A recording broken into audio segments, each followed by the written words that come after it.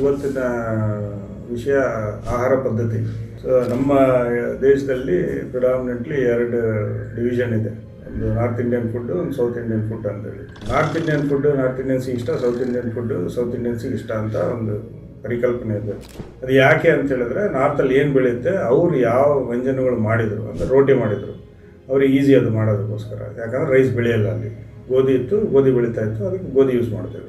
ಸೌತಲ್ಲಿ rice because ನಮಗೆ ಈಸಿಯಾಗಿ ಬೆಳೆಬೋದು, ಇಲ್ಲಿ ಬೆಳೆಯುತ್ತೆ ಚೆನ್ನಾಗಿ, ರಾಗಿ ಚೆನ್ನಾಗಿ ಬೆಳೆಯುತ್ತೆ, ಅದಕ್ಕೆ ನಾವು ಸೌತ್ ಇಂಡಿಯಾದಲ್ಲಿ ಸೌತ್ ಇಂಡಿಯನ್ ಬೆಳೆಸು. ನಾವು ಸೌತ್ ಇಂಡಿಯಾದಲ್ಲಿ ಏನು ಒಂದು ಬಾಳೆ ಎಲೆ ಊಟ ಮಾಡ್ತೀವಲ್ಲ, ಅದು ಪರ್ಟಿಕ್ಯುಲರ್ಲಿ ಸೌತ್ ಇಂಡಿಯನ್ ಪಾಪ್ಯುಲೇಷನಿಗೆ ತುಂಬ ಹೆಲ್ದಿ. ಬಾಳೆ ಎಲೆಯಿಂದ ಹೆಲ್ದಿಯಾಗಿ ಬರಲ್ಲ, ಬಾಳೆ ಎಲೆಯಲ್ಲಿ ಏನು ಹಾಕಿ ಊಟ ಮಾಡ್ತಾರಲ್ಲ ಅದರಿಂದ ಹೆಲ್ದಿ ಬರೋದು. ಕೆಲವೊಬ್ರು ಹೇಳ್ತಾರೆ ಬಾಳೆ ಎಲೆಯಿಂದ ಹಾಕೋದ್ರಿಂದ ಅದೇನೋ ಹೀಟ್ ಟ್ರಾನ್ಸ್ಫರ್ ಆಗುತ್ತೆ, ಹಾಗಾಗುತ್ತೆ, ಹೀಗಾಗುತ್ತೆ ಅಂತೇಳಿ. ಅದಕ್ಕಿಂತ ಇಂಪಾರ್ಟೆಂಟು, ಅದರಲ್ಲಿ ಪಿಜ್ಜಾ ಹಾಕು ತಿನ್ಬೋದು. ಅದು ಪಿಜ್ಜಾ ಹಾಕಿದ ತಕ್ಷಣ ಹೆಲ್ದಿ ಆಗಲ್ಲ, ಯಾಕಂದರೆ ಪಿಜ್ಜಾ ನಮ್ಮ ದೇಶದಲ್ಲ.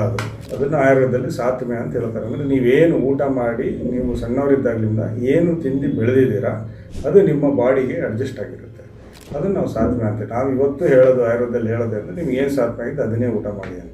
ರೋಗ ಬಂದಾಗ ಮಾತ್ರ ನಾವು ಪೇಷಂಟಿಗೆ ಹೇಳೋದು ಪಥ್ಯ ಮಾಡಿ ಅಂತೇಳಿ. ಇಲ್ಲ ಅಂದರೆ ಹಿತವಾಗಿ ಮಿತವಾಗಿ ಏನು ನಿಮಗೆ ಸಾಧನೆ ಆಗಿದೆ ಅದನ್ನು ಊಟ ಮಾಡಿ ಅಂತಲೇ ನಾವು ಹೇಳ್ತೀವಿ.